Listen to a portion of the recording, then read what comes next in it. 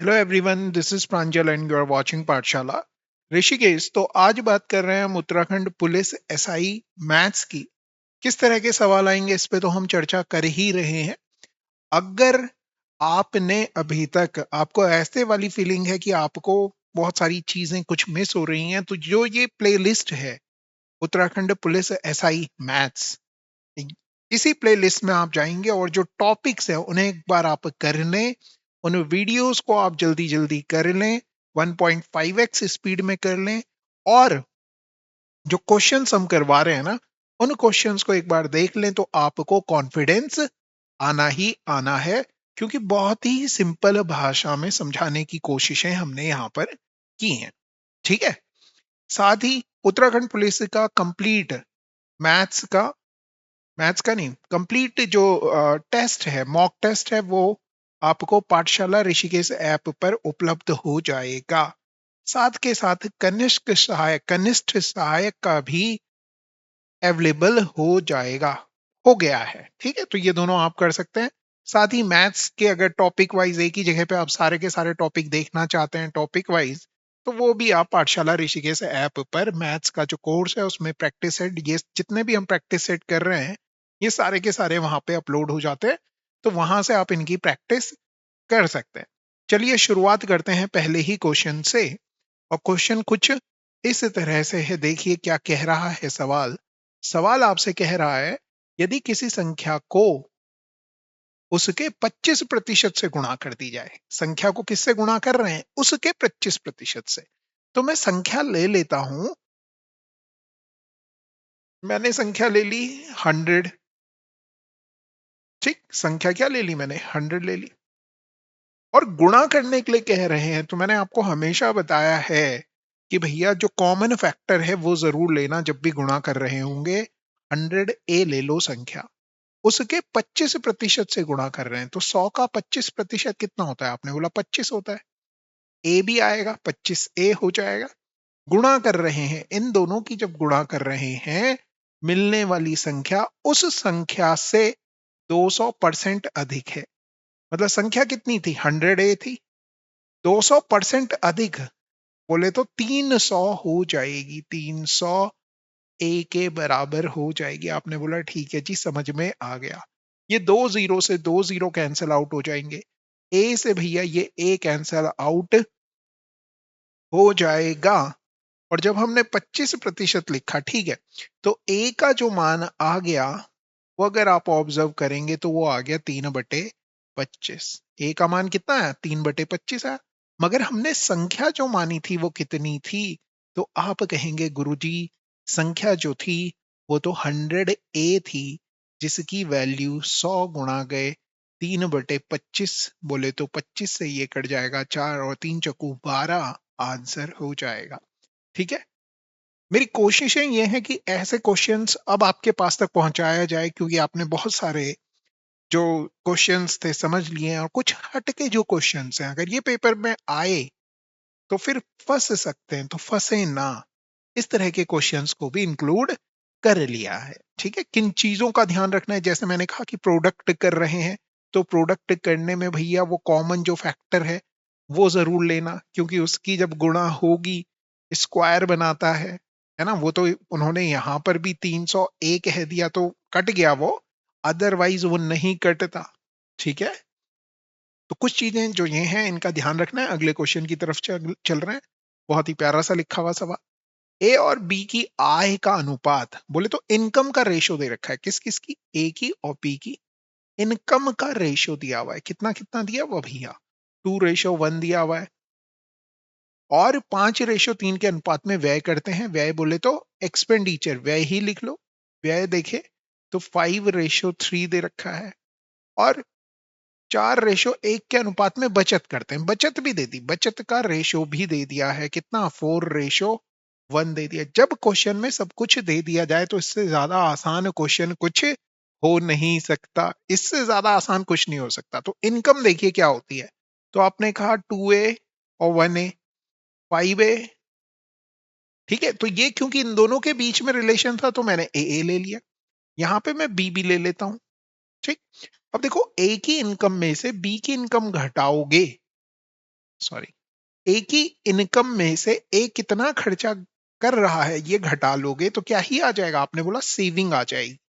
ठीक, तो मैं लिख सकता हूं 2a-5b बराबर 4, और बी की आय में से बी का व्यय घटा लेंगे तो बी की बचत आ जाएगी। तो 1a-3b बराबर कितना? 1। क्रॉस मल्टीप्लाई कर लो भैया, क्रॉस मल्टीप्लाई करोगे तो ये आ गया 2a-5b बराबर 4a माइनस 4×3=12b। ठीक, अब मैं क्या कर रहा हूँ, बी को इधर लेके जा रहा हूँ तो पॉजिटिव हो जाएगा, और ये इधर लेके आ रहा हूँ नेगेटिव हो जाएगा। तो 12b में से 5b घटेगा, और 4a में से 2a घटेगा, तो 7b बराबर 2a। मतलब a अपॉन b का जो रेशो आ गया 7/2 आ गया। a की जगह 7 रख रहा हूं तो ये 14 आ गया, ये 7 आ गया। b की जगह 2 रख रहा हूं तो ये 10 आ गया, और ये कितना ही आ गया, 6 आ गया। अब देखो, 14 में से अगर 10 को घटाओगे तो 4 आएगा। आपने बोला हाँ जी बिल्कुल ठीक है, सही चल रहा है। ऐसे ही यहाँ 4 में से इस एक सॉरी 7 में से इस 6 को घटाओगे तो क्या 1 आएगा? आपने बोला हाँ आएगा। दिया हुआ क्या, यदि दोनों की कुल मासिक बचत, मतलब ये दोनों अगर मिला लें तो कितना है, 5 है। 5 की वैल्यू दे रहा है 5,000, एक की वैल्यू होगी 1,000, 4 की वैल्यू होगी 4,000। आ गई बात समझ में? तो इन सब का रेशो निकाल सकते हो। मतलब एक की वैल्यू 1,000 है तो 14 की वैल्यू 14,000 होगी, 7 की वैल्यू 7,000 होगी, 10 की वैल्यू 10,000 होगी, 6 की वैल्यू 6,000 होगी। क्या ही पूछा जा रहा है? कुछ भी पूछ ले वो आपसे सवाल में तो आप उसका आंसर कर देंगे।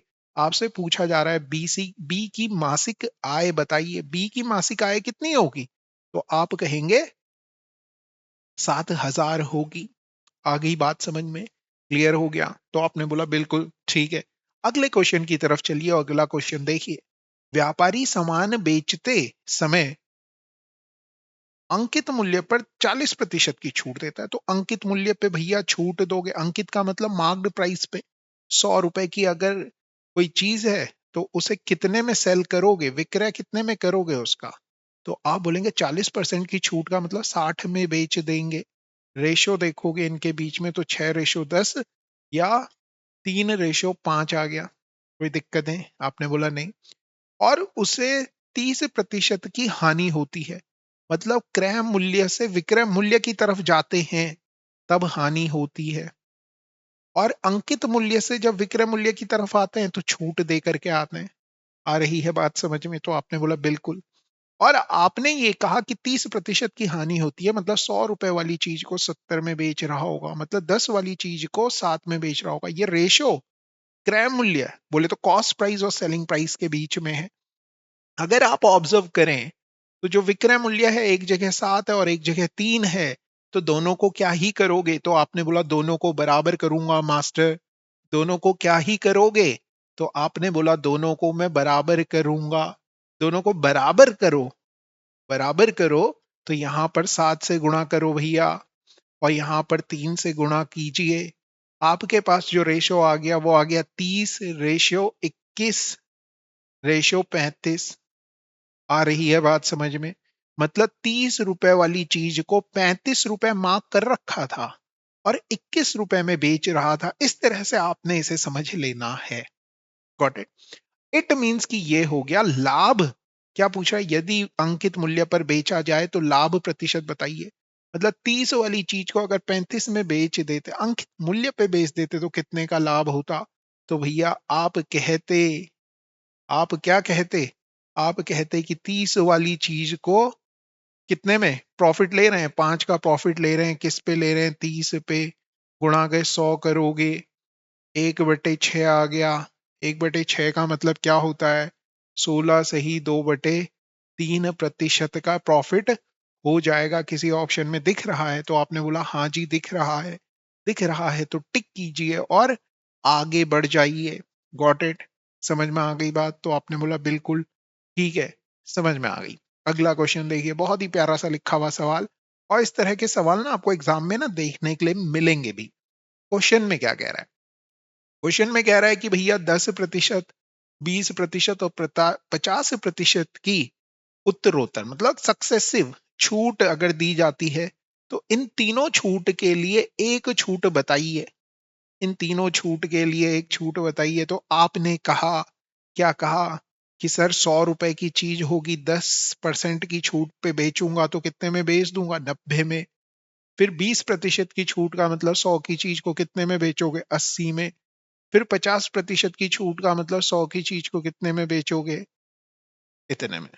तो नीचे जो है वो क्या है? आपने बोला मार्क्ड प्राइस, बोले तो अंकित मूल्य, ऐसे याद रखना इसे। ऊपर जो आ रहा है वो क्या आ रहा है? सेलिंग प्राइस, बोले तो विक्रय मूल्य आ रहा है। इनकी जरा गुणा करके देखो, 0 0 0 0, 50 से ये कट गया 2 बार, और 2 से ये 4 काट दिया, 8 काट दिया 2 बार, तो 9 चौकू 36 रुपए में बेच दोगे कितने की चीज को? 100 की चीज को 36 में बेच देंगे। कितने का डिस्काउंट या छूट दे रहे हो? एक, तो आप कहेंगे 64 रुपए की छूट दे रहे हैं। किस पे? तो आप कहेंगे 100 रुपए पे दे रहे हैं। इंटू 100 करेंगे, 100 से 100 उड़ जाएगा, और ये आपका जो आंसर आ जाएगा वो आ जाएगा 64% आ जाएगा। कितना ही आ जाएगा? 64% आंसर हो जाना है। Got it? चलिए अगला क्या ही करें। Question number 5। ए बी सोने तथा तांबे के दो मिश्र धातुएं हैं। ठीक है जी, दो मिश्र धातुएं हैं, और जो धातुओं में क्रमशः 7:2 और 7:11 के अनुपात में है। तो जो ए है उसमें सोना और तांबा जो है वो है भैया 7:2 में। ए जो है एलॉय, और बी जो एलॉय है उसमें किस रेशो में है? 7:11 में है। यहां तक पढ़ा हमने क्वेश्चन, आगे पढ़िए क्या कह रहा है। मिश्रित करके बनाए गए। यदि एक तीसरा मिश्र धातु सी बनाने के लिए उन दोनों मिश्र धातुओं की बराबर मात्राएं पिघलाई जाएं, मतलब जितना ये है उतना ही ये पिघला दिया जाए और दोनों को मिला दिया जाए। तो जब आप ऐसा करते हो तो आप देखते हो 7 और 2 9 है टोटल, जबकि 7 और 11 18 होता है। क्या दोनों की बराबर मात्रा है? तो आप बोलेंगे नहीं है। क्योंकि दोनों की बराबर मात्रा नहीं है, तो आप क्या करें? बराबर करें, यहां 2 से गुणा करें, मात्राओं को बराबर करना है। क्वेश्चन में वो बताएगा क्या करना है, बराबर करना है। तो यहां पे भी 2 से करो और यहां पे भी 2 से करो। तो 14 ये हो गया सोना, और 7 ये हो गया, मतलब टोटल कितना सोना हो गया? 21 हो गया। जो सी होगा उसमें 21 सोना होगा। और यहाँ 4 और 11 जोड़ोगे 15 हो गया। 3 से काटो, 3 7 21, 3 पंजे 15, 7:5 आंसर हो जाएगा। क्या है कोई ऑप्शन? तो आपने बोला बिल्कुल है। टिक कीजिए और आगे बढ़ जाइए। टाइम एंड वर्क, हर बच्चा कहता है कि टाइम एंड वर्क उसका सबसे इजी लगता है। इजी लगता है तो बेटा कमेंट करो कि क्या ही आंसर आएगा। ठीक है, और कैसे किया अगर पता लग जाएगा वैसे तो कमेंट में देख के कि क्या स्थिति है, कितने पानी में हो और कितने उसमें। अगला क्वेश्चन देखिए, क्वेश्चन नंबर 8। एक कार है, ए से बी तक की दूरी का 1/5 भाग 8 किलोमीटर, 1/5 भाग 8 किलोमीटर प्रति घंटे की चाल से चलती है। तो आपने बोला कि एक डिस्टेंस ये चल रही है, 1/5 डिस्टेंस 8 किलोमीटर प्रति घंटे की स्पीड से चल रही है। फिर आगे देखोगे तो कितनी डिस्टेंस के बारे में बात कर रहा है? 1/10 भाग 25 किलोमीटर प्रति घंटे की स्पीड से चल रही है, किलोमीटर प्रति घंटे की स्पीड से चल रही है। और शेष 20 किलोमीटर की स्पीड से चलती है। 20 किलोमीटर प्रति घंटे की स्पीड से चलती है। शेष दूरी, शेष कितनी हुई? 1/5 और 1/10 को जोड़ो। तो जोड़ के यहाँ पे दिखाता हूं, 1/5 प्लस 1/10 कर रहा हूं। देखो यहाँ पे 2 से गुणा की, यहाँ भी 2 से कर दी, तो ये बन गया 3/10। मतलब 10 में से 3 भाई साहब चल लिए। कितने ही चल लिए? 3 चल लिए। कितने बच गई? 7 बच गई। कितने में से? 10 में से। आ गई बात समझ में? तो आपको इस पूरी जर्नी के लिए एवरेज स्पीड बतानी है यात्रा की औसत गति बताओ। तो यहाँ औसत गति का मतलब क्या होता है, ये कॉन्सेप्ट हमने समझा भी और समझाया भी है कि औसत जो चाल होती है, ये अलग अलग जो स्पीड दी हुई है, इन तीनों को एक ही स्पीड से रिप्लेस कर दिया जाए तो उसे कहते हैं एवरेज स्पीड। ठीक है ना।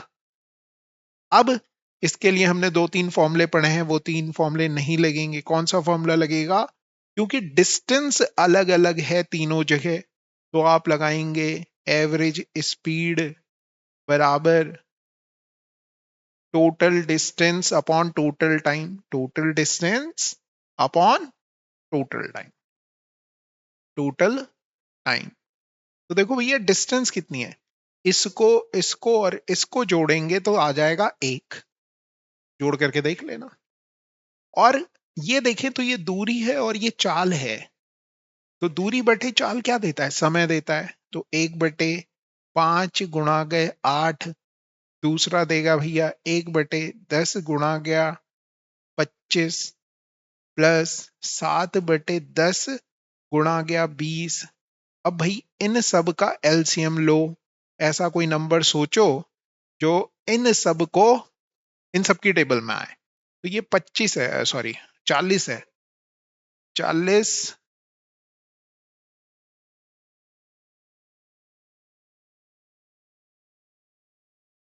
8×5 = 40 होता है ना, हाँ 40 40 40, तो 25 × 40 कर दूं तो 1000 हो जाता है। नीचे क्योंकि 25 से कर रहा हूं इसीलिए ऊपर भी 25 से गुणा करूंगा।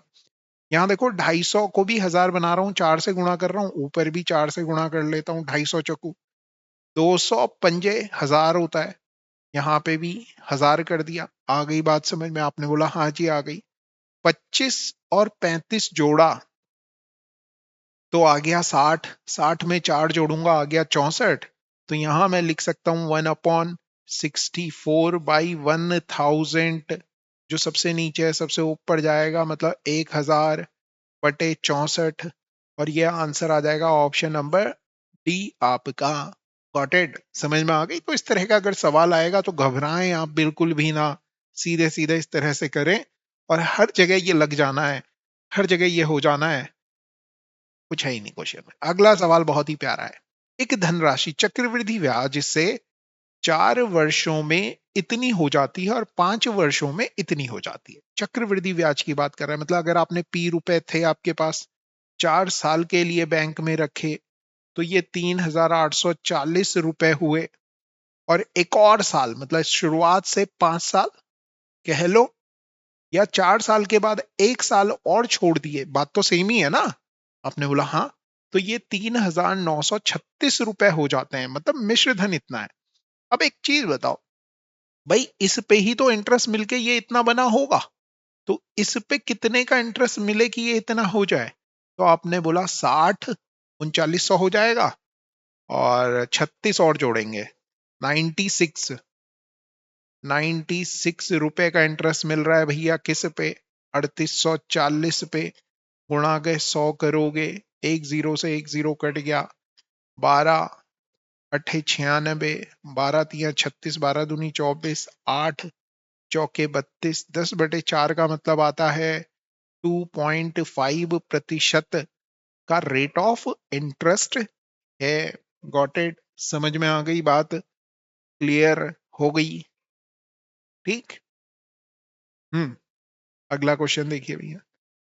फिर अगला सवाल बहुत ज्यादा प्यारा है। सवाल क्या कह रहा है, 12% प्रति पर एनम, प्रतिशत प्रति वर्ष पर 2 वर्ष के लिए 31,250 रुपए की राशि पर चक्रवृद्धि ब्याज क्या होगा। मतलब वो ये कह रहा है कि 31,250 रुपए है 12% पर एनम पर, जबकि ब्याज जो है 8 मासिक संयोजित किया जाता है।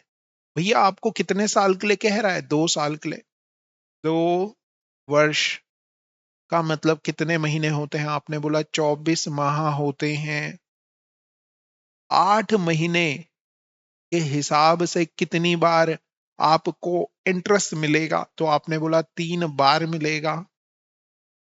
भाई एक साल का जो रेट है, एक साल बोले तो 12 माह का जो रेट है, उसको समझो कितना कह रहा है सवाल में। 12% दिया हुआ है, 12 महीने का 12%, तो 8 माह का रेट कितना होगा? 8% होगा कि नहीं होगा? आपने बोला हाँ। तो 2 साल का मतलब 8-8 महीने के हिसाब पे आपने इंटरेस्ट लेना है। तो 8 महीने यहां आएंगे, 8 मंथ, 8% के हिसाब से लोगे। फिर अगला 8 महीना, और अगला 8 महीना। देखो कितने साल हो गया, 8 दूनी 16, 8 तिया 24, मतलब 2 साल पूरे हो गए। मगर रेट ऑफ इंटरेस्ट कितना होगा? 8% होगा, क्योंकि 8% पे आपसे मासिक संयोजित कर रहा है। इस चीज का ध्यान रखना है। अब आपने 31,250 का कितना प्रतिशत निकालना है? 8% निकालना है। कितना? 8% निकालना है। तो आपने इसका एक जगह निकाल लो, 31,250 का 8% निकाल के भी बता रहा हूं। 8 मतलब 4 से कट जाएगा, 4 दूनी 8, 4 से ये कट गया 25, 25 से काटो भैया, 25 से कम 25, और 25 दूनी 50, 25 पंजे 125, 0, 1250 का डबल करूंगा तो 2500 आ जाएगा। तो इस पर 8 महीने का जो ब्याज आएगा ना, वो 2500 रुपये आएगा। आगे बात समझ में? आपने बोला हाँ ठीक है। अगले पे क्या करूंगा भैया? कंपाउंड इंटरेस्ट का केस है, तो फिर से 2500 मिलेगा इसका।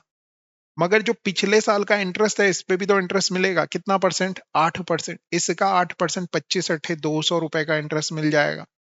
फिर इस पे निकालूंगा 8%, तो भैया 2500 आ जाएगा। और इसका 8%, 200, इसका 8%, 200, और इसका 8%, 8 दूनी 16। अब ऐसा कोई नंबर देखो जिसकी यूनिट डिजिट 6 हो। नहीं, 16 ही हो। तो 16 यूनिट डिजिट वाला ये भी है, ये भी है, ये नहीं है और ये नहीं है। ठीक है, अब जोड़ के भी देख लेते हैं यार। तो ये 2500, 2500, 5000, 7500 तो ये हो गया, और 600 ये हो गया। 7500 और 600, 8100, और 16 ये मिल रहा है। हाँ ठीक है, तो सी वाला सही आंसर हो जाना है। Got it? समझ में आई बात? समझ में? नेक्स्ट क्वेश्चन की तरफ चलें। और नेक्स्ट क्वेश्चन देखिए, निम्न में से कौन सी संख्या 25 से विभाज्य होगी? 25 से विभाज्य, इसके लिए पहले 5 को समझते हैं। 5 का मतलब होता है 5 की घात 1। ऐसे लिख सकते हैं 5 को। हाँ, तो इसमें आप क्या देखते हो? लास्ट डिजिट देखते हो। 5 से विभाजित होनी चाहिए।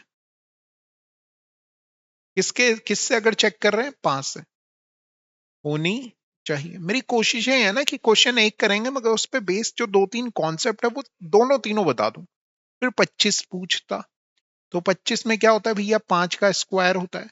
तो आप कहते लास्ट, क्योंकि स्क्वायर कर रहा है, क्योंकि पावर 1 थी तो लास्ट डिजिट देखी, लास्ट 2 डिजिट देखेंगे। किससे डिवाइड होनी चाहिए भैया? 25 से विभाजित होनी चाहिए। आ गई बात समझ में? आपने बोला हाँ। अगर 125 लिखा हुआ होता तो इसे क्या लिखते भैया? 5 की घात 3 लिखते। किससे डिवाइड होना चाहिए? लास्ट 3 डिजिट देखते अगर 125 कहता तो। और किससे डिवाइड होना चाहिए था? 125 से डिवाइड होना चाहिए था। अगर 625 लिख देते तो क्या कहते? 5 की घात 4 होती। किससे डिवाइड होना चाहिए? तो आप बोलेंगे अरे अब तो याद हो गया, लास्ट 4 डिजिट को चेक करता। किससे डिवाइड होना चाहिए? 625 से डिवाइड होना चाहिए। लास्ट 4 डिजिट देखते, लास्ट 3 डिजिट देखते, लास्ट 2 डिजिट देखते, मगर हमें 25 वाला देखना है तो इस पे फोकस करेंगे। तो इसे याद कर लेते हैं। लास्ट 2 डिजिट देखो, 10 है, क्या 25 से डिवाइड होता है? 10 नहीं। 55 क्या 25 से डिवाइड होता है? नहीं। क्या 40 क्या 25 से डिवाइड होता है? नहीं। तो क्या ही आंसर होगा? आप बोलेंगे 75। 25 या 75, लास्ट जो 2 डिजिट हैं वो 25 से पूरी पूरी डिवाइड हो जानी चाहिए। यही सही आंसर हो जाएगा। ठीक है जी, चलिए आगे बढ़ जाते हैं। तो वास्तविक संख्याओं के वर्गों का योग, मैंने कहा कि एक संख्या ए है और एक संख्या बी है, इनके वर्गों का योग कितना दिया हुआ, 41 दिया हुआ। जैसे ही उसने ये 41 दिया और उनका अपना जोड़ 9 है, मतलब a प्लस बी भी दिया मुझे 9, ठीक। और पूछ क्या रहा है, उनके घनों का योग, ठीक है। तो मैं ना ऐसे दो नंबर सोचता हूं जिन्हें जोड़ के 9 आ जाए और जिनके वर्गों को जोड़कर 41 आ जाए। अगर मैं सोच सकता हूं तो इससे ज्यादा आसान कुछ नहीं होगा। तो मैंने सोचा कि 16 और 25 जोड़ता हूं तो 41 आता है। 16 और 25 जोड़ता हूं तो 41 आता है। 16 किसका स्क्वायर होता है, 4 का। 25 5 का, दोनों को जोड़ा तो 5 आ गया। तो यही है, दोनों कंडीशन को फुलफिल कर रहा है। तो 4 का क्यूब कितना होता है, 64। 5 का क्यूब कितना होता है, 125। तो 189 आंसर आ जाएगा। है क्या ऑप्शन में, हाँ जी है। डायरेक्टली आप ऐसे सोच सकते थे, ठीक है, सोच सकते थे, मतलब 9 बनाते हैं इस तरह से। अब कोई बच्चा क्या करता, 1+8 करता, स्क्वायर करता तो ये नहीं आएगा। फिर 2+7 करता, 41 नहीं आएगा। 3+6 करता, 9 और 36, 45 आ रहा है ना। फिर 4+5 करता, ऐसे सोचा जा सकता है। तो ऐसे में जल्दी पहुंच जाओगे, मतलब जल्दी पहुंच जाओगे, मतलब बहुत ज्यादा इक्वेशंस नहीं बनानी पड़ेंगी, ठीक है ना। तो इस तरह से नंबर्स को आपने देखना है अगर आप करेंगे तो। अगला सवाल बहुत प्यारा है, दो अंकों की संख्या के अंकों का योग।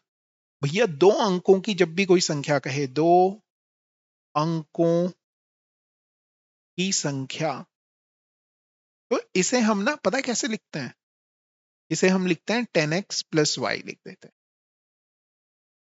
इसके जो अंक हैं वो क्या है, एक x है और एक y है।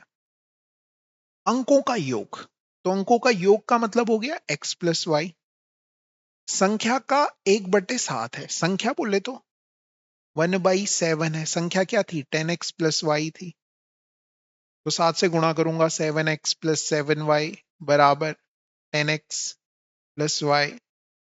और x को x के पास लेके जा रहा हूँ, y को y के पास लेके जा रहा हूं, तो 6y बराबर आ गया भैया 3x। 3 से ये कट गया 2, तो भैया 2/1 आ गया x और y का रेशियो। आ गई बात समझ में, आपने बोला हाँ ठीक है। अब मैं क्या करने जा रहा हूं, उसने कहा कि जो इकाई का अंक है वो दहाई के अंक से, इकाई का अंक जो है ये ये दहाई के अंक से 4 कम है, मतलब दो, एक जो है 2 से कितना कम है, आपके हिसाब से तो एक कम है। मगर सवाल में कह रहा है एक का मान दे रखा है 4, तो 2 का मान कितना होगा, आपने बोला 8, एक का मान 4 होगा, मतलब संख्या क्या है।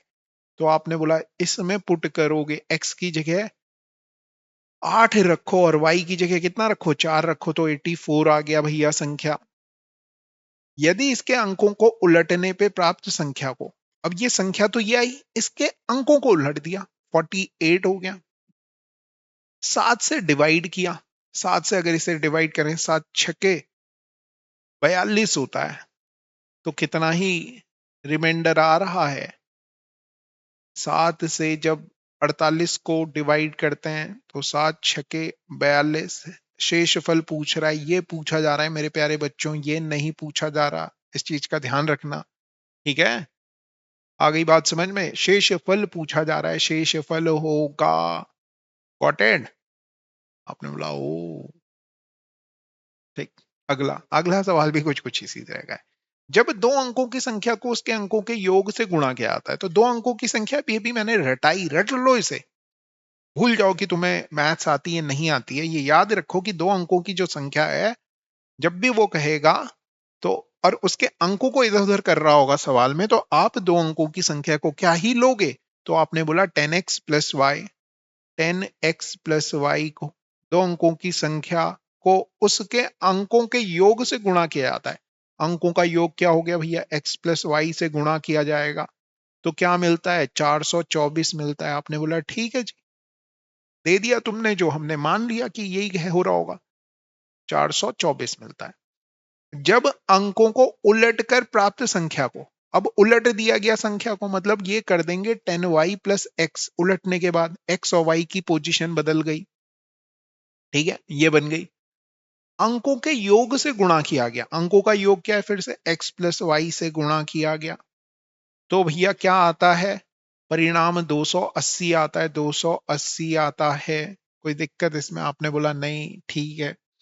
अब एक और चीज समझो, आपसे पूछा गया रहा है दिए गई संख्या के अंकों का योग बताओ। इसीलिए तो मैं ऑप्शन से नहीं कर पा रहा हूं इस क्वेश्चन को, क्योंकि वो अंकों का योग पूछ ले रहा है, तो मुझे यहाँ पे कुछ सोचना पड़ेगा, है ना। तो मैं क्या करता हूं, इन दोनों को डिवाइड कर लेता हूं ऐसे। x प्लस वाई से x प्लस वाई कट गया भैया। अब जो संख्या है और संख्या के अंकों को उलटने के बाद जो संख्या बन रही है, ये इन दोनों का अनुपात ये आ गया। मगर 2 अंकों की संख्या थी, मगर ये तो 3 अंकों में दिख रही है, तो काटो इसे। काट सकते हो तो 4 से काट लेते हैं। 4 एकम 4, 4 छके 24, 4 सत्ते 28, अभी भी कटता है। 2 से काटूंगा 53, 2 से काटूंगा 35। अब आपने बोला ओए होए होए होए होए, क्या हो गया? देखो 53 था और अंक उलट गए, 35 हो गया, तो संख्या हमें मिल गई। 53 थी, उलट दें अगर तो 35 हो जा रही है। सवाल में क्या कह रहा है, ऑब्जर्व कीजिए, अंकों का योग बताना है। तो 5 और 3 को जोड़ोगे कितना ही आएगा? आप कहेंगे जी 8 आएगा। तो बस हल्का सा आपने पेशेंस बनाए रखना है सवाल को करते हुए, ज्यादा आपाधापी नहीं मचानी है, क्योंकि क्वेश्चंस कई बार ऐसे होंगे लिखे हुए भयंकर सा होगा कुछ, मगर निकलेगा क्या? खोदा पहाड़ और निकली चुहिया वाला सीन होगा। मैथ्स में बस यही होता है। अगला सवाल बहुत प्यारा, और ये जब ट्रिग्नोमेट्री के ये सवाल आते हैं तो मैं हमेशा आपसे एक बात कहता हूं कि भैया ये देखो क्या कर रहे हैं, ये माइनस एक ही बार है यार, 2 बार आ गया। आपसे कह रहा है कि भाई इसको सॉल्व करके बताओ कि क्या आने वाला है। तो मैं हमेशा आपसे कहता हूं ना, आप कुछ वैल्यू पुट कर लो, और कोई वैल्यू कैसी पुट करो जो बड़ी आसान सी हो। तो मैं एक ही जगह 45 डिग्री पुट कर रहा हूं। अब भैया 45 डिग्री के लिए मुझे इन सब के 45 का मान पता होना चाहिए या नहीं पता होना चाहिए? आपने बोला हाँ पता होना चाहिए, तो मैं रख रहा हूं 3 सेक 45 कितना होता है? √2 होता है, उसका स्क्वायर किया 2 - 1। कॉसेक 45 कितना होता है? अरे ये स्क्वायर नहीं, ठीक है, ये है √2 - 1। और कॉसेक 45 √2 + 1 हो गया। फिर यहां रख रहा हूं 4। कॉसेक 45 की वैल्यू कितनी होती है? √2 होती है, उसका स्क्वायर किया तो 2 आ गया, माइनस कॉट 45 की वैल्यू कितनी होती है? 1 होती है, ये आ गया भैया। अब अगर ऑब्जर्व करोगे 2 में से 1 गया तो एक ही आता है। रूट a - b और a+b की गुणा करूंगा तो a² - b² आएगा। √2 के स्क्वायर में से 1 का स्क्वायर घटेगा तो 1 ही आ रहा है, प्लस 4 गुणा गए 1, तो ये तो भैया 3 दे रहा है, ये भैया 4 दे रहा है, 4 और 3 जोड़ करके 7 दे रहे हैं। एक ही ऑप्शन है ऐसा, और कोई ऑप्शन ऐसा दे ही नहीं रहा है, तो यही आंसर हो जाएगा। तो हमेशा जब भी आपके पास इस तरह से नंबर्स में वैल्यू आए या वैल्यू पूछे ट्रिग्नोमेट्रिक फंक्शंस की, तो आपने वैल्यूज पुट करनी है। और वैल्यूज पुट करने के लिए क्या होना चाहिए? आपको वैल्यूज याद होनी चाहिए। याद नहीं होंगी तो करना थोड़ा सा मुश्किल रहेगा। अगला क्वेश्चन देखो भाई, एक परिवार में 7 चचेरे भाइयों का वजन इस तरह से दिया हुआ है, जिनकी माध्यिका का वजन आपको बताना है। तो जब भी आप इसे मीडियन या माध्यिका पूछी जाए तो आपको पता है कि इन्हें असेंडिंग या आरोही क्रम में लगाएंगे। सबसे छोटा कौन सा नंबर है? सबसे पहले तो ये देखो, आपने बोला 54 है, तो 54 लिखो। फिर 55 है, 55 लिख लो भैया। 54 55 दोनों हो गए। फिर आया मैं और मेरे को दिखा 59 दिख रहा है, तो 59 लिख लिया। फिर मेरे को क्या दिख रहा है? 60 दिख रहा है, 60 लिख लिया। फिर मेरे को 62 दिख रहा है, 62 लिख लिया। फिर मेरे को 65 दिख रहा है, 65 लिख लिया। फिर मेरे को 70 दिख रहा है, 70 भी लिख लिया। कितने हैं ये टोटल? 1 2 3 4 5 6 7। 7 हैं तो बीच वाला जो होगा, 3 इधर हैं और 3 इधर हैं, तो बीच वाला 60 ही होगा। आ गई बात समझ में? तो वही मीडियन हो जाएगा। इतना आसान होता है, बस इन्हें अरेंज करना होता है असेंडिंग ऑर्डर में या डिसेंडिंग ऑर्डर में। मतलब हमेशा असेंडिंग में ही करो, एक ही दिमाग में रहेगा ना, असेंडिंग वाले ही ढूंढता हूं मैं हमेशा। ठीक है, आ गई बात समझ में जी? अगला सवाल देखिए, बहुत ही प्यारा। एक व्यक्ति की आयु उसके 3 बच्चों की आयु के योग का 4 गुना है। मतलब एक आदमी है, आदमी को लिख रहा हूं ए से, आदमी, और ये बच्चों का योग लिख लेता हूं यहां पे, बच्चों का योग। ठीक, बच्चों के योग को बी से डिनोट कर देता हूं। उसके 3 बच्चों की आयु के योग का 4 गुना है, तो ये 4 बी होगा आदमी। ठीक है जी। 6 वर्ष बाद, 6 वर्ष बाद क्या होगा भैया, आदमी की जो उम्र है वो तो 6 साल बढ़ जाएगी। ये तो आज था आदमी, ठीक, और ये 6 साल बाद जो आदमी है वो 6 साल बढ़ जाएगा। आपने बोला हाँ। उसके तीनों बच्चों की आयु के योग का दुगना हो जाएगा। अब बच्चों की कितनी उम्र बढ़ेगी भैया, कितने बच्चे हैं, तो आपने बोला 3 बच्चों का योग बी है। 3 बच्चे हैं तो हर बच्चे की 6 6 साल बढ़ेगी, नहीं बढ़ेगी? हाँ। इनका जो आज आदमी की उम्र है, ये तीनों बच्चों की उम्र का दुगना है, यही कह रहा है। तो आपने बोला हाँ जी यही कह रहा है। तो इसे देखेंगे, 4b+6 बराबर 2, b+18, और 4b+6 बराबर आ गया भैया 2b+36। तो भैया 2b बराबर कितना आ जाएगा, 30 आ जाएगा। b बराबर कितना आ जाएगा, 15 आ जाएगा। आपने बोला हाँ आ जाएगा, क्लियर है बात। बी 15 आया, मगर आदमी की पूछी जा रही है आपसे उम्र। 4b की वैल्यू तो 15 गुणा के 4 करोगे और कह दोगे कि कितना आंसर हो जाएगा, 60 साल का है आदमी। कितने ही साल का है, तो आप कहेंगे 60 ईयर का है आदमी। ठीक है जी, क्लियर हुआ बात। अगला देखो, दो गोलों की त्रिज्याओं का अनुपात दे रखा है। गोले बोले तो स्फेयर। आयतन किस अनुपात में होगा, तो जो वॉल्यूम होता है, वॉल्यूम 1 और वॉल्यूम 2 ले लेता हूं।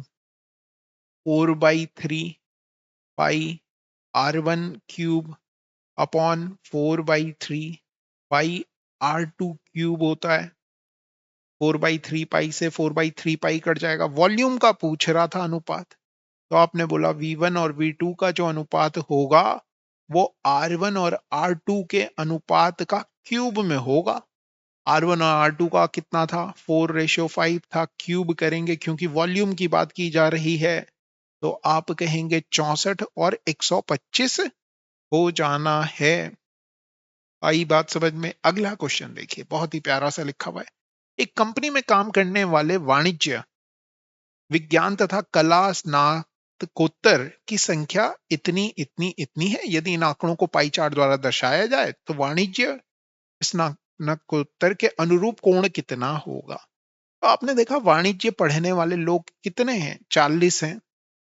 टोटल कितने में से, 40 और 60, 100 और 80, 180 में से, 180 में से 40 क्या पढ़ रहे हैं, वाणिज्य पढ़ रहे हैं। मगर आपसे कह रहा है कि इसे किसके अनुरूप करना है, आंकड़ों को पाई चार्ट में दिखाना है। पाई चार्ट क्या होता है, जब एक सर्कल में डिनोट किया जाए, एक सर्कल का मतलब 360 डिग्री में बताया जाए, तो आपको पता है कि 180 में 40 लोग हैं।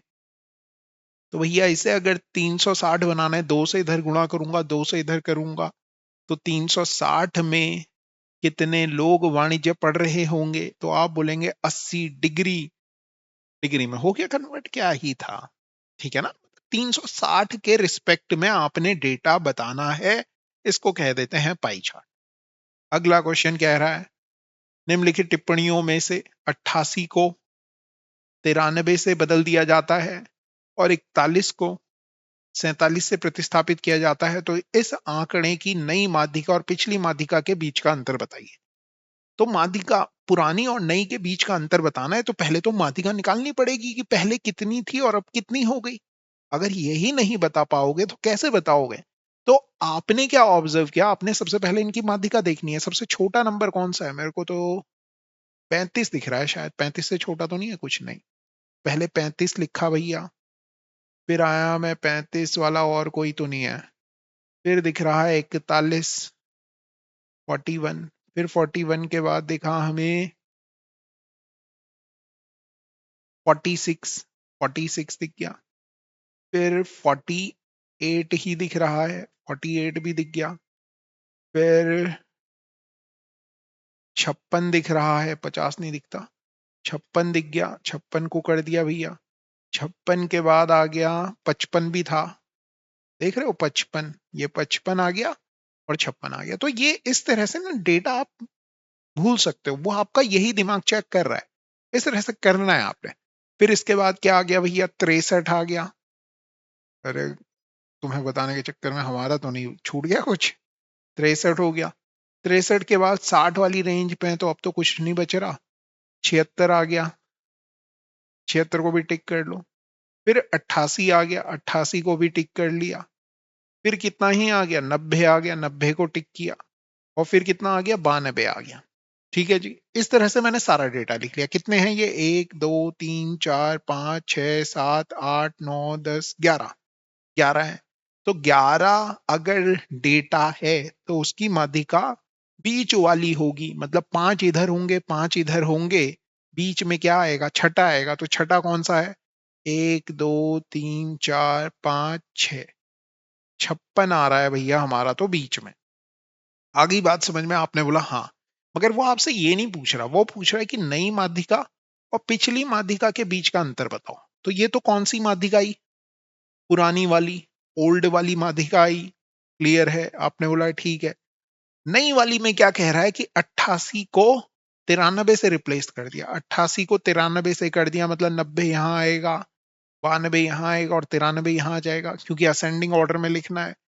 और 41 को 47 से रिप्लेस कर दिया, 41 को 47 से कर दिया, मतलब 45, 46 और 41 की जगह 47 जो आएगा वो यहां पे आएगा सीक्वेंस में। अगर देखा जाए तो आपने देखा कि जो चेंजेस हो रहे थे वो इधर एक चेंज हो रहा था और वो इधर ही रहता, जो चेंज हो रहा था वो 56 से छोटा ही था। और यहां जो चेंज कर रहे थे तो वो 88 को, वो 56 से बड़ा ही था, चेंज करके भी 56 से बड़ा ही है। तो जो हमारा ये वाला डेटा है ये कहीं चेंज नहीं होने वाला, हो रहा है, इसलिए मैंने करके भी दिखा दिया। आपने बोला नहीं नहीं हो रहा, हो रहा है क्या डेटा हमारा कहीं चेंज नहीं, मतलब बीच में 56 ही आ रहा है, 56 की पोजीशन इधर उधर नहीं हो रही, मतलब पुराना और नया दोनों माध्यिका क्या ही है, तो आप कहेंगे सेम ही है। Got it. तो शून्य आएगा, अंतर पूछ रहा है उन दोनों के बीच में, तो क्या हो जाएगा, शून्य हो जाएगा। इस तरह से यह सवाल किया जा सकता था। 5 पूर्णांकों का औसत 48 है, पहले 4 पूर्णांकों का औसत पांचवें पूर्णांक का 50% है। पांचवें पूर्णांक का 50% है, तो मैं पहले पांचवें को मानता हूं, पांचवा जो नंबर है वो मैंने कह दिया कि 2a है, मान लो। ठीक, अब इसका 50% कितना हो गया, आपने बोला a हो गया। तो ये तो एवरेज है, कितने का, 4 पूर्णांकों का औसत है ये 50। तो 4 से गुणा करूंगा इसमें, तो ये क्या आ जाएगा, पहले 4 पूर्णांकों का योग आ गया। आगे बात समझ में, आपने बोला ठीक है। औसत दे रखा है आपको 48, तो योग कितना होगा भैया, 48 गुणा गए 5 होगा कि नहीं होगा, आपने बोला हाँ। इनका योग करें, चाहे पहले 4 का और पांचवें का जोड़ेंगे तो 6 हो गया। 6a बराबर 48 गुणा गए 5, 6 अठे 48, मतलब a का मान आ गया भैया 40। आपसे क्या पूछा जा रहा है, पांचवा पूर्णांक पूछा जा रहा है। 40 दूनी कितना ही होता है, आपने बोला 80 होता है, ऑप्शन में मिल रहा है, टिक कीजिए और आगे बढ़ जाइए। अगला सवाल बहुत ही प्यारा है और ये सवाल समझाने की कोशिश करूंगा आपको, करना आपने ही है। साधारण ब्याज पर 4 वर्षों में एक राशि पर 40% की वृद्धि देखी गई। देखो भैया 4 साल में साधारण ब्याज कितना है, 40% है। साधारण ब्याज का अगर आप केस समझें तो आप कहेंगे कि पहले साल 10%, दूसरे साल 10%, तीसरे साल 10%, चौथे साल 10%, मतलब 4 साल में टोटल 40% मिल जाएगा। आई बात समझ में? तो आपने बोला ठीक है सर, सही कह रहे हैं आप। 4 साल में जो होगा वो 40 आ जाएगा। ठीक है, 40 आ गया, मतलब जो रेट आ गया ना वो 10% आ गया। आपसे पूछ रहा है समान दर पर 80,000 रुपए पर चक्रवृद्धि ब्याज क्या होगा, कितने सालों का? 4 सालों का। तो आप क्या करेंगे? 80,000 पे 10% के हिसाब से पहला साल, दूसरा साल, तीसरा साल और चौथा साल, यहाँ क्या निकाल करके बताइए? कंपाउंड इंटरेस्ट, बोले तो चक्रवृद्धि ब्याज निकाल करके बताइए। और ये सवाल जरूर करना और आंसर कमेंट जरूर कीजिएगा। कमेंट करने से कॉन्फिडेंस आएगा कि पब्लिकली आप कह रहे हो कि जी हमने ये निकाला है। चेक करो, गलत होगा तो फिर आपको लगेगा कि नहीं यार गलत निकाल दिया मैंने, किसी और ने कुछ और निकाला है। ठीक है, अगला सवाल देखिए, बहुत ही प्यारा सा सवाल है। और इस तरह के सवाल मैं अक्सर इसलिए भी कर रहा हूं क्योंकि मैथ्स का पेपर है और बिना सिंप्लीफिकेशन के क्वेश्चन के अगर आप करने जा रहे हैं तो भैया सिंप्लीफिकेशन आए ना आए, मगर जब आप कैलकुलेशन करेंगे तो उसमें इस तरह की कैलकुलेशंस होंगी और वहां आप गड़बड़ ना कर दें, है ना? तो उन्हें पैना करने के लिए उसमें आपकी बुद्धिमत्ता को तेज करने के लिए इस तरह के सवाल मैं जरूर इंक्लूड कर रहा हूं। और क्या पता आ जाए, अब तो क्या ही करोगे। ठीक, बार बार मैं बॉड मास की, वैसे तो आएगा बॉड मास नंबर्स की जब बात की है तो सिंप्लीफिकेशन भी उसी के अंदर आता है। तो बॉड मास जो कहता है BODMAS, ब्रैकेट, फिर ऑफ, फिर डिवाइड, फिर मल्टीप्लाई, फिर एडिशन, फिर सब्ट्रैक्शन। तो पहले ऑफ वाली मल्टीप्लाई को करना है। ऑफ का मतलब का, कहां कहां दिख रही है वो?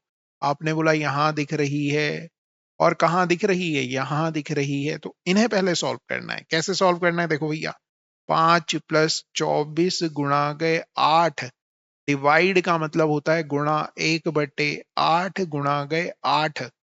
ये मतलब हो गया इसका, इन दोनों की गुणा होगी, इसके अपॉन में आ जाएगा -8। अच्छा अच्छा अच्छा, तो ये तो खैर क्या ही करेंगे, ये दोनों साथ में रहेंगे तो इसका कुछ नहीं बिगाड़ सकते।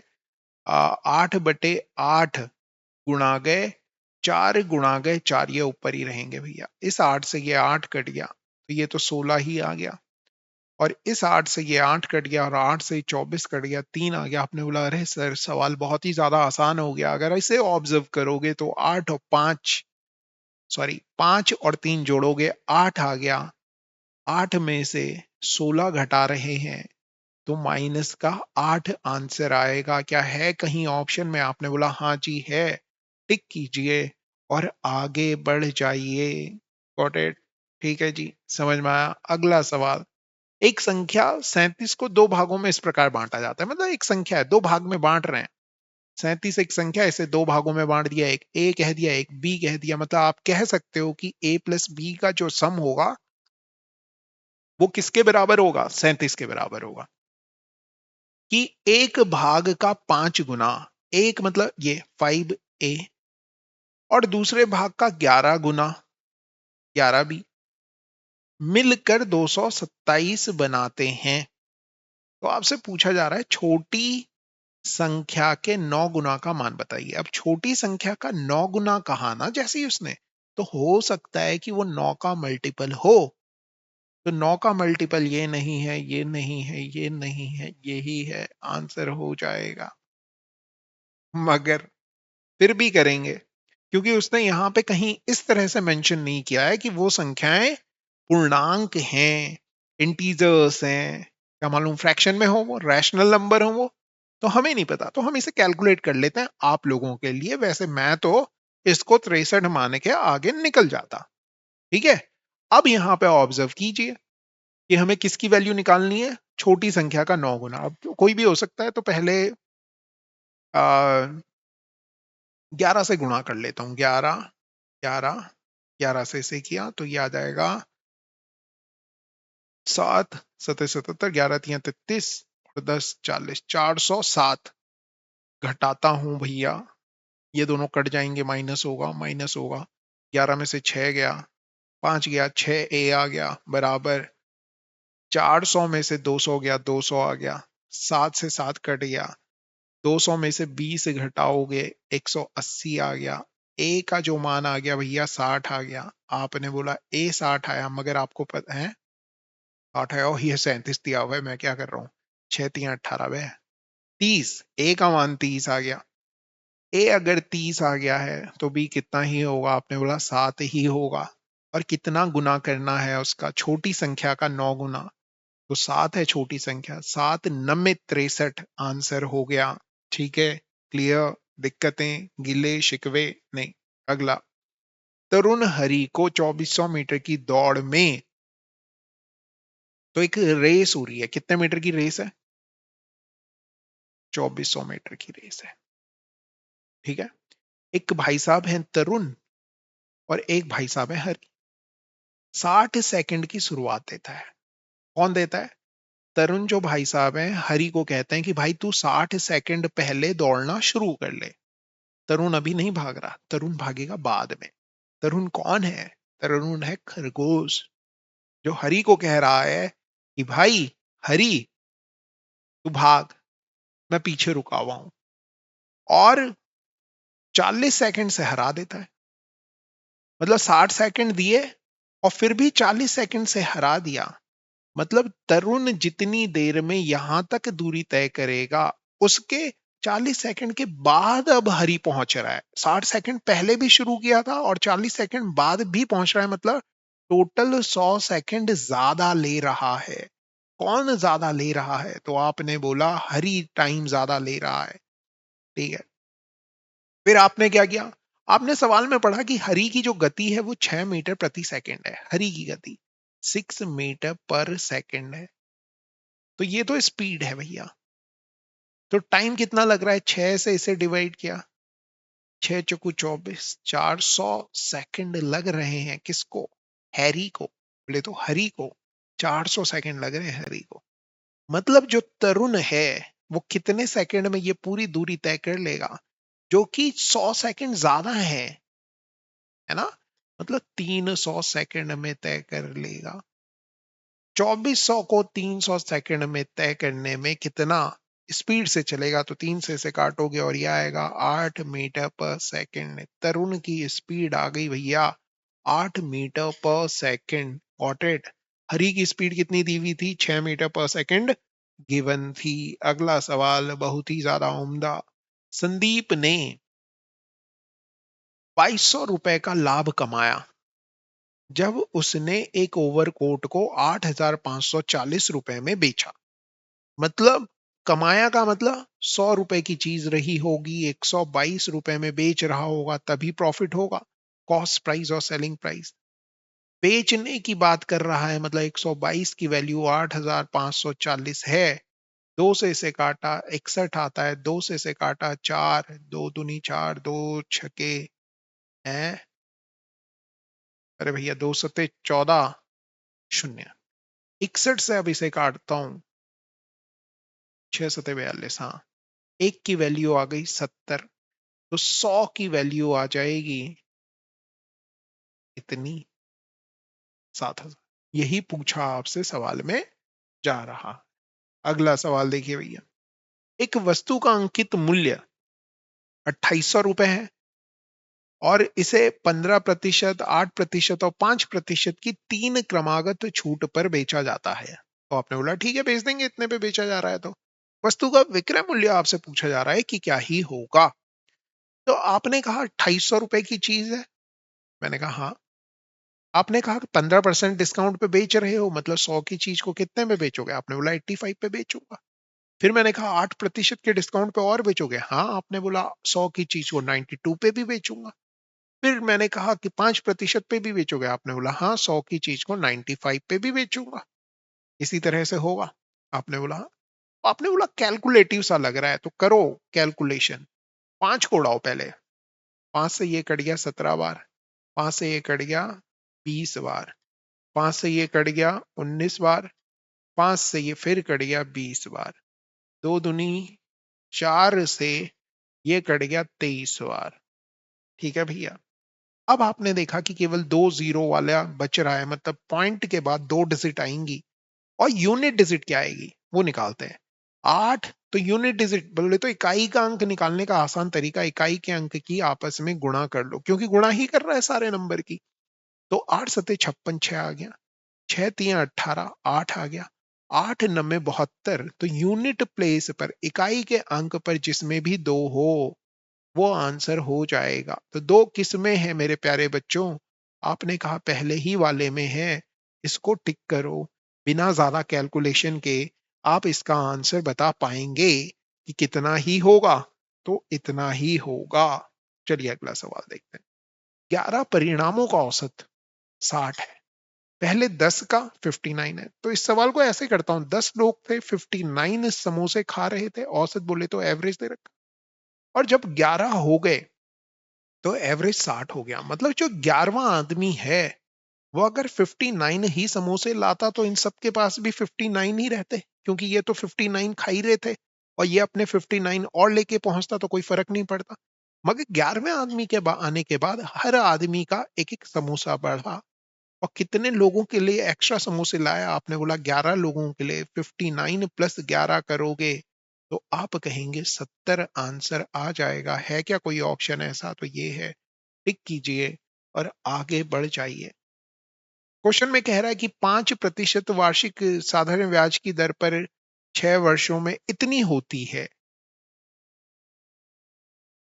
अमाउंट की बात कर रहा है, राशि, मतलब पी रुपए अगर आपने दिए तो 5% के हिसाब से 6 साल के बाद 4160 हो रहे हैं, हो जाते हैं। मतलब 30% का इंटरेस्ट मिलेगा। अगर मैं 100 रुपए लेके चलता 100%, तो मेरे को 30% का इंटरेस्ट मिलता, मतलब कितना ही हो जाता, 130% हो जाता। इसका मान दे रखा है 4160। आ गई बात समझ में? तो 13 से ये कटता है या नहीं कटता है ये चेक करते हैं। 13 तिया 39, 2 बच गया, 13 दूनी 26, 1% का मान आ गया 32। आपको प्रिंसिपल बोले तो राशि पूछी जा रही है, 100 की वैल्यू आ जाएगी 3200। है क्या ऑप्शन में? आपने बोला हाँ जी है, टिक कीजिए और आगे बढ़ जाइए। सवाल बहुत ज्यादा प्यारा है। बोल रहा है कि 75 लीटर गाय का दूध, 45 लीटर टोंड दूध और 30 लीटर फुल क्रीम दूध है। इसे उदासीन ट्रे, मतलब सारी ट्रे जो है ना वो बराबर है, ट्रे में रखना है। प्रत्येक ट्रे में समान मात्रा में दूध हो और एक ट्रे में 2 प्रकार के दूध ना मिलाए गए हों।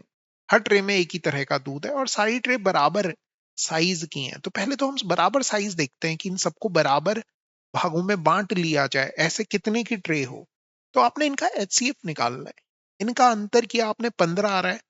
15 लीटर की ट्रे, तो देखो 15 से क्या 75 कटता है? हाँ। 15 से क्या 45 कटता है? आपने बोला हाँ जी कट जाएगा। 45 भी कट जाएगा 15 से।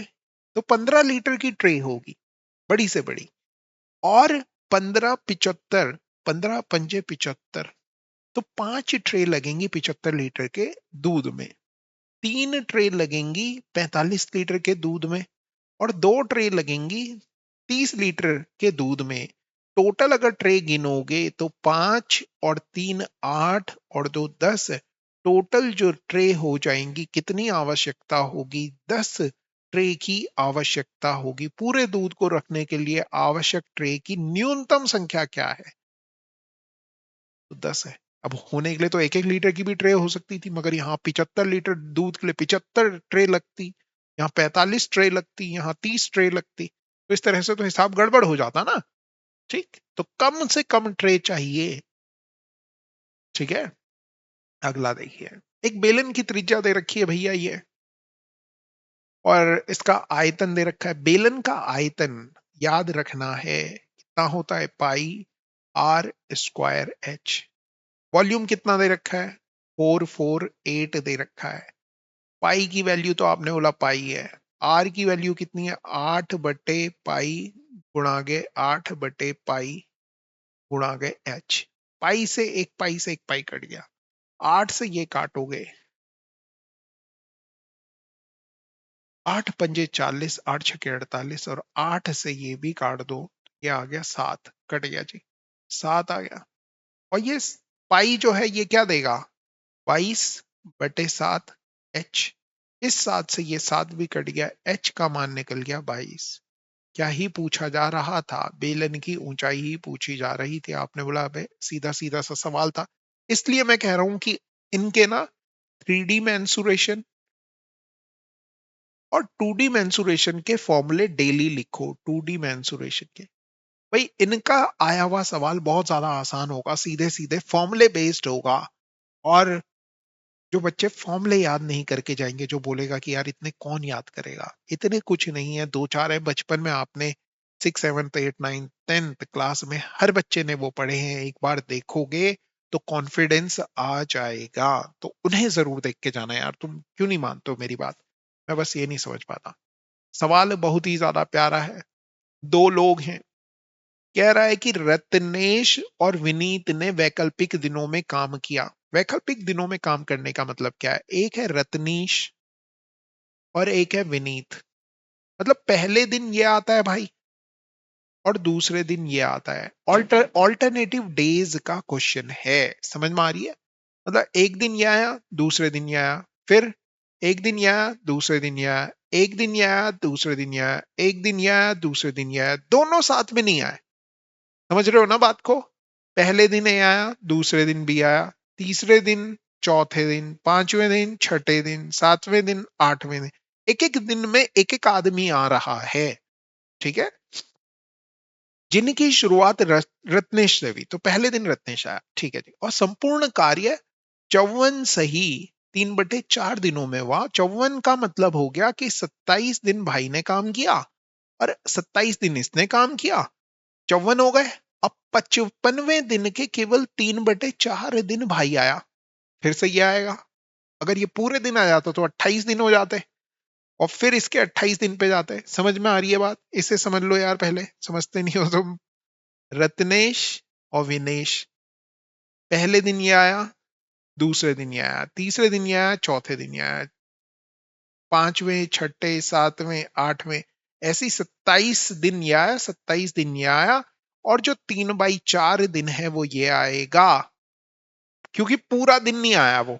समझ रहे हो बात को। आपने बोला हाँ, आ गई बात समझ में, क्लियर है यहां तक। आगे समझो इस सवाल में क्या हो रहा है। इतने दिन रत्नेश ने काम किया, ठीक है ना। यदि रत्नेश अकेले काम को 48 दिनों में कर सकता था, पूरा का पूरा काम अगर वो 48 दिन में कर लेता, तो एक दिन में कितना काम करता भैया। एक दिन में करता वो 1/48 काम, ठीक। और उसने कितने दिन काम किया ये दिया हुआ, 27 चौके होता है 108, और 3 111। एक दिन में वो करता है इतना काम, 111/4। इसको सॉल्व करूंगा तो इतने दिन हो रहे हैं, 111/4। 111/4 दिन में वो इतना ही काम करेगा, काम। समझ रहे हो बात को, नहीं समझ रहे हो। आपने बोला हाँ समझ गया। 3 से कट जाता है ये, 37 आ जाता है, या नहीं भी आता, 111 ये आ गया। और 3 से इसे काट लो, 3 एकम 3, 3 छके 18, तो 37/16 × 64, इतना आ गया। ठीक है, गलत तो हो गया है। 3 एकम 3, 3 छके 18, हाँ ठीक है। इतना काम किया। और बाकी काम किसने किया, आपने बोला दूसरे भाई ने किया। भाई इतने दिन में भाई ने इतना काम किया, तो बाकी कौन सा काम बचा, तो आपने बोला 64 में से 37 काम हो गया, तो बचा कितना, घटा लेता हूं यहाँ पे। 64 में से 37 घटाओ भैया, 14 में से 7 गया, 7 आ गया, 2 आ गया, 27 काम बचा।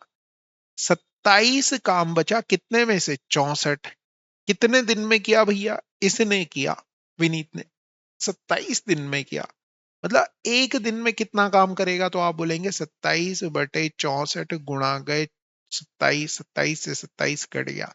अब आपने देखा, एक दिन का जब काम लेते हो, 1/48 था, तो ये 48 दिन में पूरा काम करता है। वैसे ही एक दिन का जो काम है 1/64 आया, मतलब ये 64 जो है ये पूरा काम करने के दिन हो जाएंगे। मतलब जो दूसरा भाई है विनीत, उसे अगर अकेले काम पे लगाया जाता तो वो 64 दिनों में पूरा काम कर देता। इस तरह से आप याद रख सकते हैं। याद रख लोगे? आपने बोला हाँ रख लेंगे। अगला सवाल देखिए। एक नाव 30 किलोमीटर धारा की दिशा में 30 किलोमीटर धारा की दिशा में जाती है और 24 किलोमीटर धारा की विपरीत दिशा में 2 घंटे 27 मिनट में जा सकती है। यह 37 मिनट में 10 किलोमीटर धारा की दिशा में और 4 किलोमीटर धारा की विपरीत दिशा में जाती है। तो आपसे पूछ रहा है नाव की बहाव की दिशा में। बहाव की दिशा में बोले तो डाउन स्ट्रीम। ओहो हो, धारा की दिशा में मतलब 30 किलोमीटर धारा की दिशा में, मतलब डाउन स्ट्रीम की बात कर रहा है, इस स्पीड से जाएगी। और 24 किलोमीटर अप स्ट्रीम में लगा जो कुल समय है वो 2 घंटे 27 मिनट बदले तो 27/60। इसी तरह से वो कह रहा है कि भैया 37 मिनट, 37/60 कर लिया हमने इसे। और 10 किलोमीटर धारा की दिशा में डाउन स्ट्रीम और 4 किलोमीटर अप स्ट्रीम जा रहा है। आपने बोला ठीक है जी।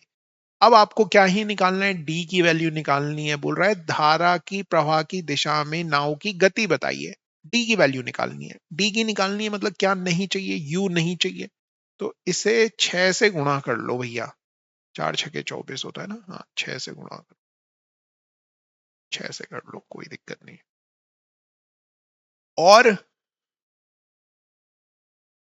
इसमें से इसे घटा लो। घटाना भी आसान है, ये दोनों कट जाएंगे। यहाँ माइनस आ गया, माइनस आ गया, माइनस आ गया। इसको थोड़ा सा सॉल्व करूं। हाँ, 60 दूनी 120, 147/60 है ये। और ये देखोगे 222/60 है। भाई इसमें से इसे घटाना है। घटाओ, पहले तो इसमें से इसे घटाया, इसमें से इसे घटाओगे तो ये आ जाएगा 30/D बराबर, ये कट गया, यहाँ घटेगा। 12 में से 7 गया, 5 आ गया। 12 में से, सॉरी, 11 में से 4 घटा, 7 आ गया। एक में से एक, ठीक है, 75/60 आ गया। 15 से कट जाता है, 15 पंजे 75, 15 चौके 60, 5 से ये कट जाता है, 5 छके 30। तो डी का जो मान आ गया क्रॉस मल्टीप्लाई होगा। डी का मान आ जाएगा भैया 6 चौकू 24 किलोमीटर प्रति घंटा। आ गई बात समझ में? तो आपने बोला ठीक है, यही पूछ रहा था सवाल में, है क्या ऑप्शन? आपने बोला बिल्कुल सर है। ठीक है, तो चलो फिर ठीक है। Thank you very much. I hope आपको ये सेशन समझ में आ रहे होंगे। कोई आपके डाउट हैं, कुछ चीजें हैं, तो वो आप कमेंट करके हम तक पहुंचा सकते हैं। और अभी तक आपने अगर मैथ्स का सेशन नहीं किया, मैथ्स नहीं कंप्लीट किया, तो भैया जाके यूट्यूब पे ही देख लो और देखो, कर लो यार। और क्यों कर लो? क्योंकि मैं बार बार कह रहा हूं कि मैथ्स बहुत ज्यादा टफ नहीं आने वाली है। इसलिए नहीं आने वाली है क्योंकि ये एक मैराथन है और 300 क्वेश्चन का पेपर है।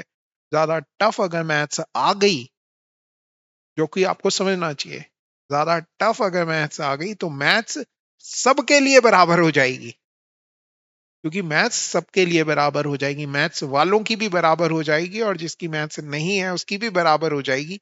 इसलिए मैथ्स बहुत ही हल्की, हल्के लेवल की आएगी। और हल्के लेवल का आने का मतलब है कि वो जानना चाहते हैं कि कौन ज्यादा से ज्यादा क्वेश्चंस इसमें कर पाएगा। तभी तो वैरायटी आएगी ना। कोई कर ही नहीं पा रहा क्वेश्चन, तो फायदा क्या होगा उनका मैथ्स करवा के? ठीक है, तो फिर तो वो जीएस और हिंदी का ही पेपर ले लेते और कहानी खत्म कर देते। मगर उन्होंने ये वाला सेशन सेक्शन डाला है, का मतलब है कि वो आपसे चाहते हैं कि थोड़ी बहुत तो तुम्हें भी आती हुई हो। तो वो तुम्हें चाहते तो हैं, मगर मैथ्स के साथ। और मैथ्स वालों को भी चाहते हैं, मगर जीएस के साथ। तो भैया मैथ्स वाले हो तो जीएस सही से कर लेना, और जीएस बोले तो हिंदी सही से कर लेना। और जीएस वाले हो तो मैथ्स का कुछ ना कुछ पोर्शन जरूर करके आना। 30 से 40 क्वेश्चन कम से कम अपनी अपनी ना सही मेरी इज्जत के लिए तो करके आना। ठीक है? चलो फिर ठीक है, thank you very much, have a nice day, पढ़ते रहो, करते रहो और ये जो टाइम मिला है इसको सही से सदुपयोग कर दो। Thank you.